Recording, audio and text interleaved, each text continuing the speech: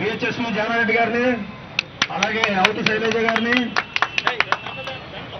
అలాగే కాజా రాజ్ కుమార్ గారిని, డివిజన్ నాయకులు 51, 52, 53, 54, 55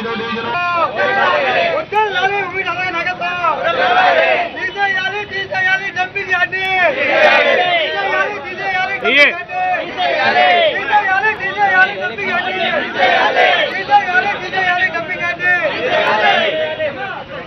తరలించాలి డంపింగ్ యార్డుని వెలువెంటనే, ప్రజలు ఇబ్బందులు పడుతున్న డంపింగ్ యార్డుని వెలువెంటనే, తరలించాలి డంపింగ్ యార్డుని వెలువెంటనే, తరలించాలి డంపింగ్ యార్డు వెంటనే.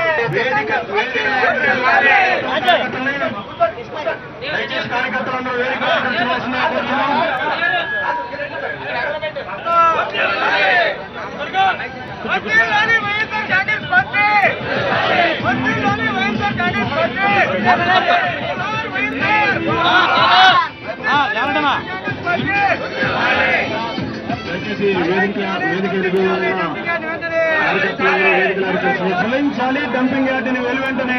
ఈ ప్రాంతంలో పాయకాపురం సింగర్ ప్రాంతంలో ఇక్కడ రాంబే కాలనీ మధ్యలో డంపింగ్ యార్డ్ తరలించాలని చెప్పని ఇప్పటికీ పత్రికల్లో కానీ లేదని చెప్పంటే ఇతర మీడియాలో కానీ ప్రతి ఒక్కరు కూడా చాలా దారుణంగా ఉంది పరిస్థితి. ఇక్కడ చెత్త తీసుకొచ్చి నగరం మధ్యలో డంప్ చేస్తున్నారని చెప్పని, దానివల్ల ఎంతోమందికి రోగాలు వస్తున్నాయని చెప్పని కూడా ఎంతోమంది కంప్లైంట్లు పెట్టిన ఎన్నో కథనాలు వచ్చినా సరే ప్రభుత్వం పట్టించుకునే పరిస్థితిలో ఉంది.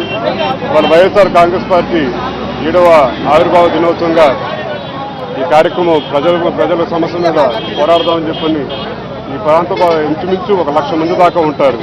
1,00,000 మంది దాకా ఇబ్బంది పడుతున్నా సరే సాక్షాత్ ముఖ్యమంత్రి ఉంటున్న నగరంలో పట్టించుకునే పరిస్థితిలో ఉంది. ఇప్పటికైనా సరే మేము తెలుగుదేశం ప్రభుత్వం వాళ్ళని ఒకటే డిమాండ్ చేస్తున్నాం. ఈ డంపింగ్ యార్డ్ని ఇక్కడి నుంచి తరలించాలి, ఇక్కడ ఉన్న ప్రాంత ప్రజల సమస్య వెంటనే పరిష్కరించాలని చెప్పి అంటున్నాం. అలాగే ఈ అసెంబ్లీ జరుగుతున్న సమావేశాల్లో ప్రతిపక్ష నేత జగన్మోహన్ రెడ్డి గారు కూడా ఈ సమస్య ఆయన దృష్టి తీసుకెళ్ళడం జరిగింది. ఆయన కూడా తప్పకుండా వచ్చి ఈ సమస్య మీద చూసి అసెంబ్లీలో కూడా పార్టీ తరఫున ప్రస్తావిస్తారని చెప్పని కూడా చెప్పడం జరిగింది.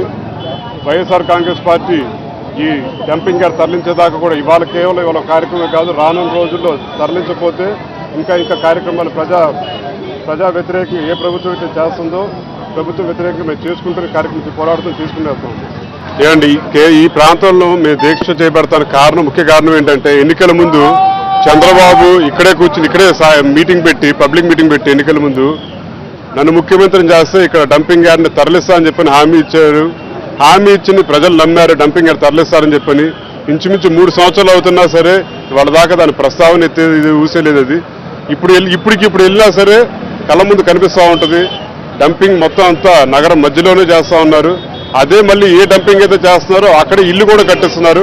అంటే ప్రజలు ఏ రకంగా ఉండాలని చెప్పని అమరావతి సింగపూర్ అని చెప్పని మాయ మాటలు చెప్పి జనాలు మభ్య పెడుతున్నారు తప్ప ప్రజా సమస్యలు ప్రజలు ఇంచుమించు 1,00,000 మంది పైన ఇక్కడ ఈ ప్రాంతంలో ఉంటున్నారు. 1,00,000 మంది పైన సమస్య అని చెప్పంటే కనీసం ముఖ్యమంత్రి పట్టించుకునే పరిస్థితి ఉందంటే ప్రజలు మోసం చేసి మభ్య పెడుతున్నారు తప్ప ప్రజల గురించి ఆలోచన లేదు.